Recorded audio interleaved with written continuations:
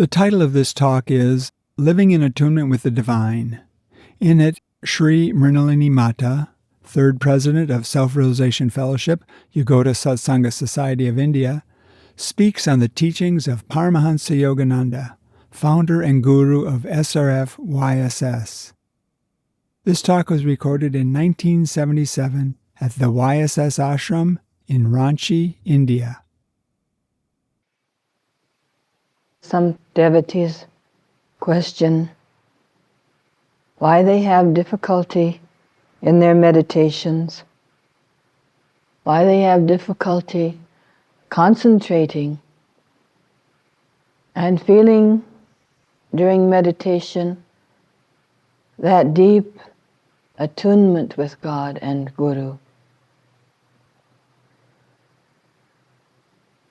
You know, it was Sri Yukteswarji who said that to keep company with the Guru doesn't mean merely to be in his physical presence, as this is sometimes impossible, but it means to be one with him in principle and to keep him in our thoughts. This applies also to our relationship with God. If throughout the day we are not in the presence of God and Guru, then it becomes very difficult when we sit to meditate for a few minutes in the evening to feel that we are in that presence. It is very difficult to gather together the scattered consciousness and the scattered thoughts that we have sown throughout the day and quickly, easily to place them at the feet of God and Guru. Sri Yukteswarji had that perfect answer when he said, it is to keep the Guru and God.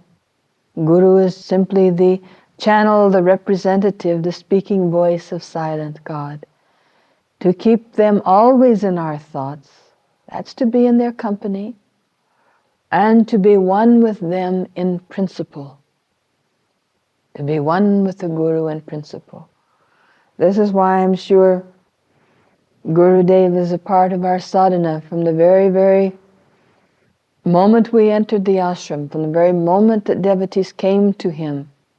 Those who were sincere, he would say to them, study my teachings, read the lessons, read the books. Not just read them, but as he said, read, mark, and inwardly digest. That is, when we study truth, when we read truth, Gurudev taught us to either underline, go back and underline those thoughts which we can apply, which we want to make a part of our consciousness, a part of our lives, or else make notes on those thoughts. Read it, mark it, and then inwardly digest it. In other words, meditate, think upon that thought. Just as if you want to enjoy the juice of a sweet orange, you have to take that orange and you have to squeeze all of that juice out of it to fully appreciate it, to fully assimilate it, to relish it. That is the same way with truth. So long as truth is merely read or heard or talked about, it remains as a mental concept only. It is just like having a library file up here in our brain. We put many, many thoughts into that file. But what use is that unless that truth is brought out and used and made a useful, applicable part of our lives? So as Gurudev said to us, know these teachings backward and forward. We are so blessed in this sadhana of Gurudev because, as you know, if you've read all that he has written and all that he has said, you will find that there is not one aspect of your life, not one problem that Maya can think to place before you, that you cannot find solace, strength, and guidance for in Gurudev's words. I have always found that because I took very seriously Gurudev's guidance to try deeply to assimilate his teachings. You know, as he said, when I am gone, the teachings will be the Guru. Through that, I will speak to you and guide you. He could say that because he knew that the sum and substance of his whole life, his mission, all that he was, he has totally, wholly shared with us in those teachings. To take those teachings, to take those truths, and to assimilate them is literally to sit at the feet of the Guru and to imbibe that wisdom, feel as he intended it to be, that you are sitting at his feet, and that these words are not just beautiful expressions of truth to somehow shed a little peace and a little soothing shower over the world, but these are direct words of guidance. These are directives to you personally. And by receiving from him in that way, and then by taking those principles and applying them, we do what Sri Yukteswarji said, be one with him in principle. In other words, I see so much around this world. People go to the churches, to the temples, or into the presence of holy persons, and for that period of time they feel some moments of spiritual upliftment and peace. But when they leave that environment, and similarly when we read truth and then we leave it and go about our daily duties, instead of that truth taking over, our second nature or the ego principle takes over. And we become victims, we become what you call led around by the nose by our habits, our likes and our dislikes and our desires, by that second nature of ego. And so throughout the day, instead of practicing the calmness, the love, the kindness, the peace, the striving for an intuitive understanding and attunement with God, which helps us to solve our problems, instead of using that divine will guided by discrimination and that deep determination to be the victor in life, we easily succumb to moods, doubts, depressions, discouragements. And so throughout the day, we are simply following the dictates of Maya. We have allowed delusion to steal from us our divine nature.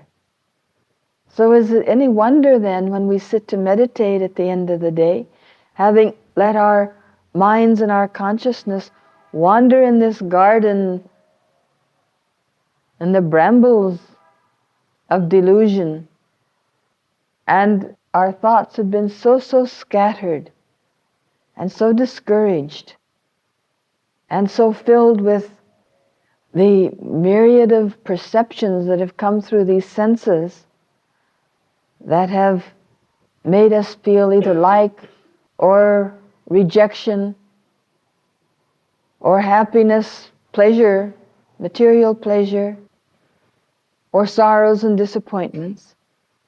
And so then is it any wonder indeed that when we sit to meditate, our thoughts and our consciousness and even our body is still full of that restlessness. Gurudev said, If you fill the moments of your life with the thoughts of God and with the practicing of His presence, then when you need Him most, you will see that He is there. He is with you always. But if for, say, 14, 16, 18 hours a day, we are busy just with the body, we are busy with the things of this world without the thought of God, and then so many hours a day we sleep in complete delusive subconsciousness with no consciousness of the presence of God, then how can we expect, all right, now Lord, I have had my 12, 18 hours a day for myself. Now I'm going to give you 30 minutes. You must come. Give me your peace. Give me your blessing. Give me your joy. Give me all the things that I want that are going to make me feel fulfilled and contented spiritually. God is saying, oh my goodness, my little child, I have been trying all of these hours to get into your life, and you haven't let me in. And now, your thought may turn to me, but everything in your consciousness is still vibrating with that restlessness. It is still vibrating with the wrong desires and thoughts and actions that, just like a screen around us, prevents that healing, soothing, loving vibration of God's presence from entering into our thoughts and consciousness and from being felt by us. But when we are one with God, when we are one with the Guru in principle, as Sri Yukteswarji says, then we are striving throughout the day to be in tune with Him, to live in that divine presence, in that divine thought. That is, every time that a thought of discouragement or defeat comes, there should instantaneously come to the mind of the Chela those words of Gurudev in which he speaks of the power and the necessity of constantly clinging to cheerfulness, of constantly maintaining in the mind that light of hope. As he said, hope is that which lights the dark pathways of life. Under no circumstances allow that light of hope ever to be extinguished. In hope, there is constantly in our minds a positive attitude, an openness which gives us faith. Faith is the proof of things unseen. That is that which we know is true, but we have not yet experienced, and yet we know we are working for. That is faith. First we have belief. That is, we have a belief in God, a belief that we can have that which is going to make us happy, that which is going to give us divine fulfillment. Everyone starts out in sadhana having beliefs. You believe in God. That is, you say, I know the saints speak of Him. I know that the scriptures have spoken of Him. I know that occasionally I have felt a little peace or something which I think may be the response and the encouragement of God. And so we say we have a belief. But belief in the truth is so very quickly extinguished by contradictory or contrary circumstances. The minute that something comes along, something happens in our life, and that which we believed in, we see suddenly doubt creeps in. We've prayed deeply to God for perhaps divine healing or blessing in some way. And we see, oh, that is beginning to happen. Health is beginning to come in the life, in the body of my loved one. And so the belief is there. And then suddenly things turn contrary to that, and perhaps that loved one turns worse and maybe dies. Then the doubt comes, because that was only belief. But one who clings deeply to truth with conviction. He gains what Guruji spoke of as hope. That, Lord, even though this belief that I had that you were going to heal this loved one, and therefore I would know that you exist, and I would know that you hear my prayers. When one goes on believing in that way or affirming that way, then he gets that determination of belief, which is hope.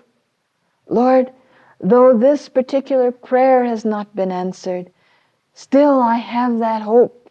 I have that feeling that you are there and that you have not forsaken me, that there is a deeper divine will that is manifesting, that one day I will be able to realize the purpose of that divine will. So that hope, as Gurudev said, always if that hope is there, then there is always light on our pathway through life. But when that hope deepens and becomes faith, faith is the proof of things unseen. When faith is there, there comes an intuitive conviction or realization. The difference between intellectual understanding of Gurudev's teaching or of a divine truth or of the scriptures, when it is in the intellect, it is a belief. But when it goes so deep by that it has been tested, those beliefs in you have been tested, and you cling to that hope, that ideal that they are true, even though everything else is saying contrary-wise, then that becomes faith or an intuitive realization. When it becomes realization, self-realization, then it cannot be contradicted anymore. Realization means that a truth has become a part of you. You will experience that when, in studying, for instance, Gurudev's teachings, you may have heard a truth expressed again and again and again, or you have read it in Gurudev's autobiography or in his lessons. You have been acquainted with it.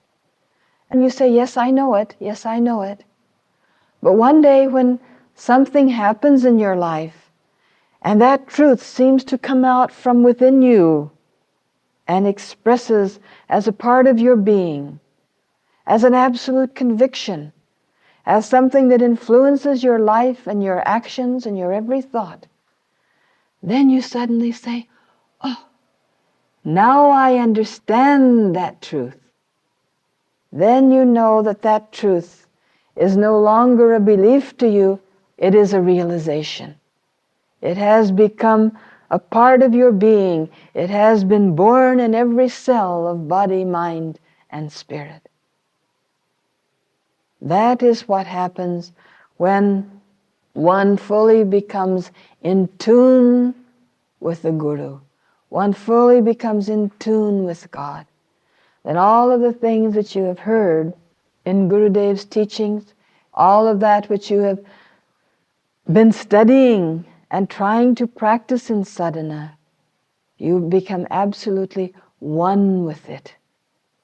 That realization comes out from within you, and then that is what you are. It is no longer what you believe or what you hope for, but it is what you are. And so, this is what is meant by being in tune with the Guru's principles.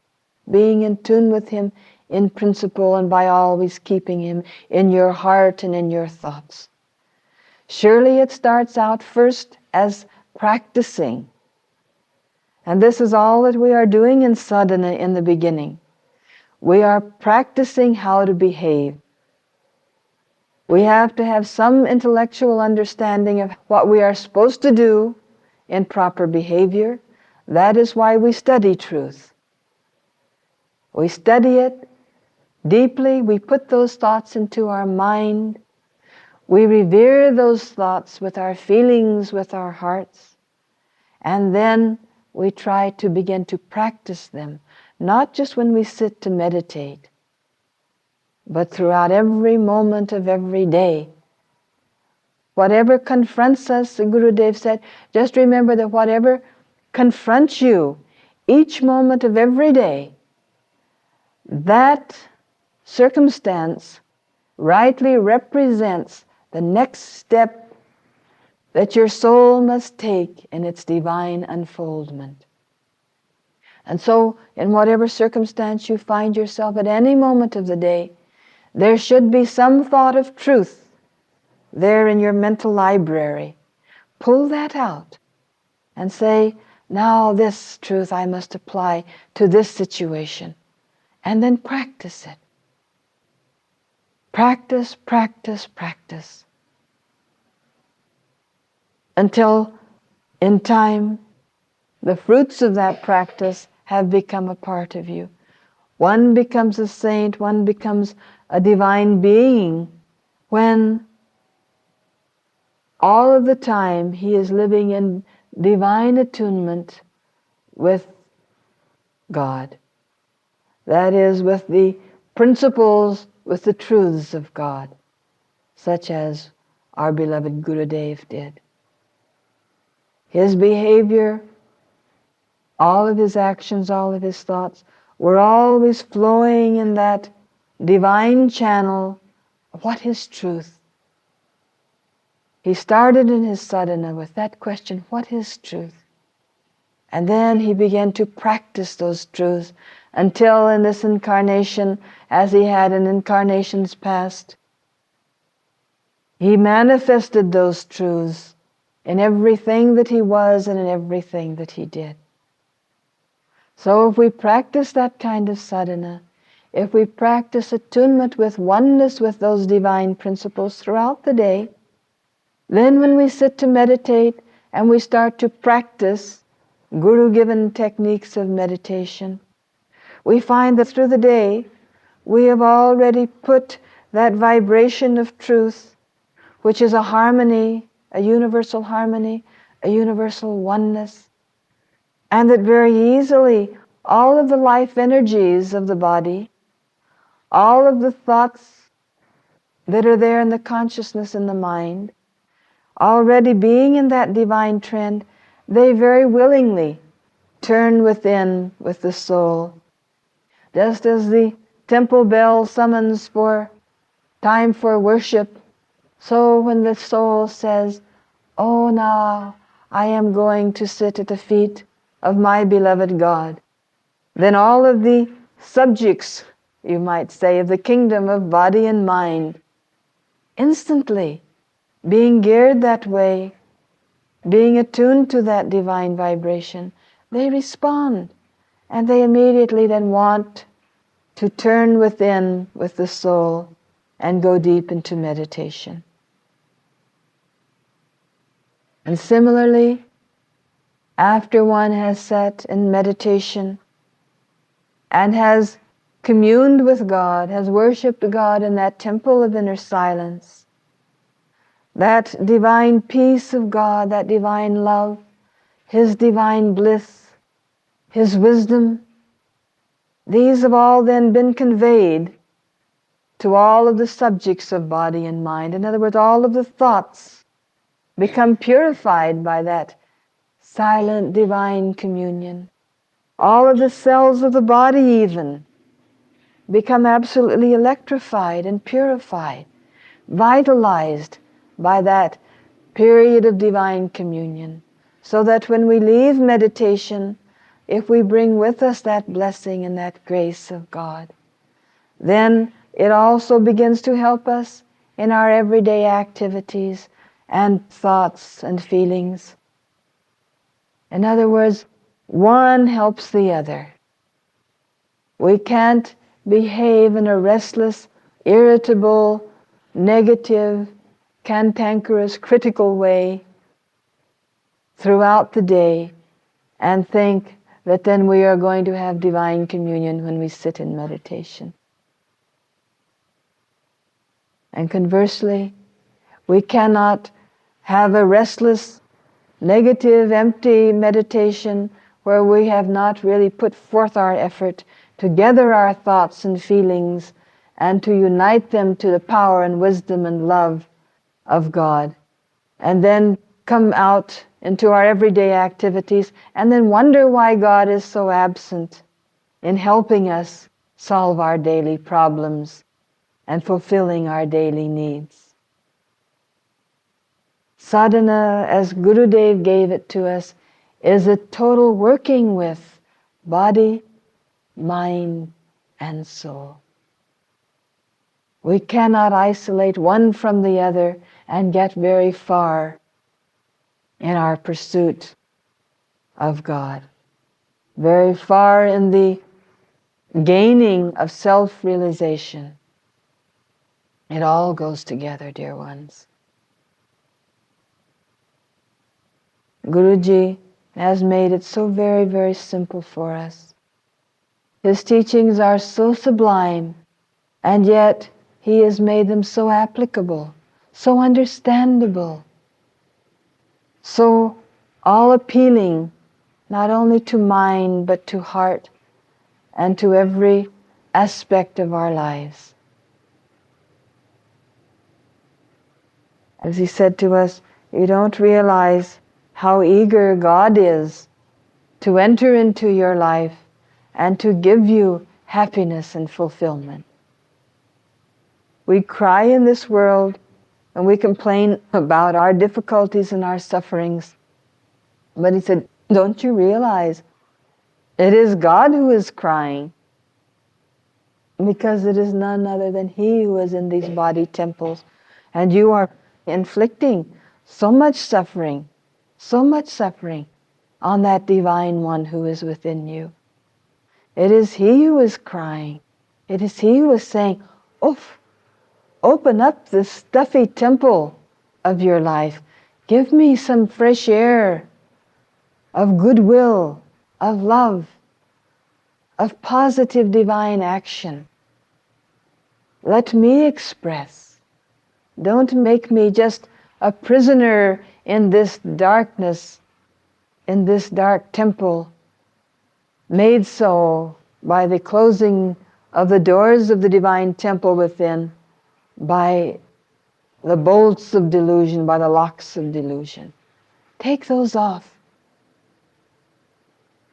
Let the divine which is within come out. And the way we open up, that is the meaning of sadhana, is to unlock or unbind ourselves, removing the knot points in our lives that are tying us to delusion, that are tying us to this body consciousness and to ego. Again, to sum it up, take truth, read it, hear it, study it, then deeply assimilate it, then draw upon that to influence your everyday life and activity, every thought and activity in your everyday life, and then deeply practice the Guru-given techniques of meditation that take you to the source of that truth by a concentrated mind and a loving heart.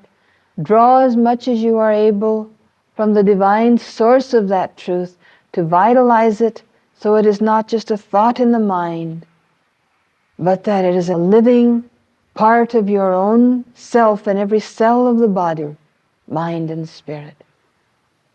And then again, take that divinity with you into your everyday life and activity. Let it be a constant exchange between action, as Gurudev taught us, and meditation.